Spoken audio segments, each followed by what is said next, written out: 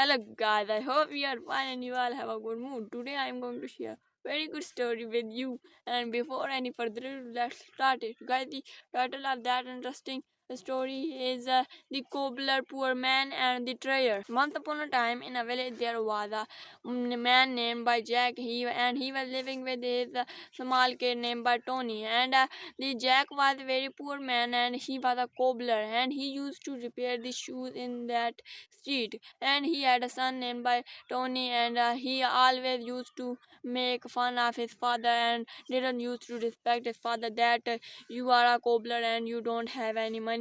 My friend's father are very rich and they have a lot of cars, and I feel very embarrassed to see you in front of my friends, and I wish you will be very rich like the my friend's father.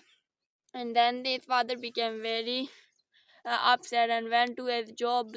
He started to mend the people's shoes, and he was very kind hearted and very good and honest man. And when he saw an old woman going from his shop, and he saw she didn't had any shoes in his foot, and she is feeling very bad in his foods are getting hot from the hot land, and he's feeling very upset, and he's very difficult time. And then she was crossing from the shop, and that man said, don't have any shoes, can I give you? I have some extra shoes, I will give you.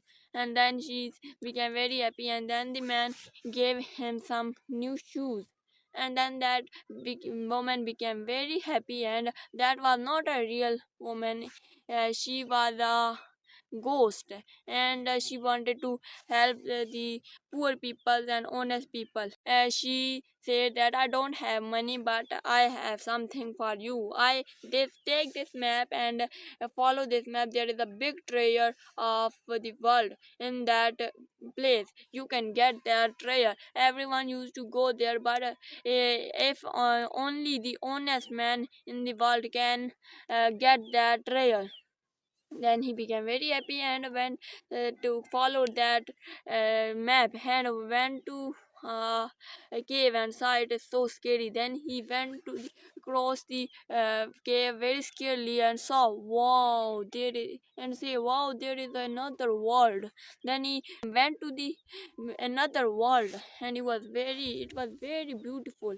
Then he saw a pond, and it was the last step to get treasure.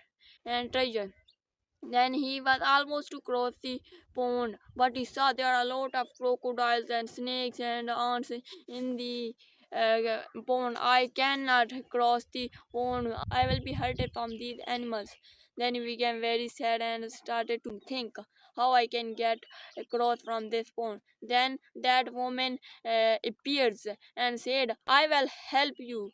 I will help you. I will make you very little like an ant, and I will pick you the another side of the pond, and I came to help you. And then she made that man very little, and then that man went to the cross of that pond, and then he became very happy and started to this. He saw a big wall near to a treasure, but he couldn't saw the treasure anywhere. Then he saw a big giant monster standing in front of that wall. He became very scared, and then the monster said, I am the protector of that treasure and gold. I will not let you take that gold.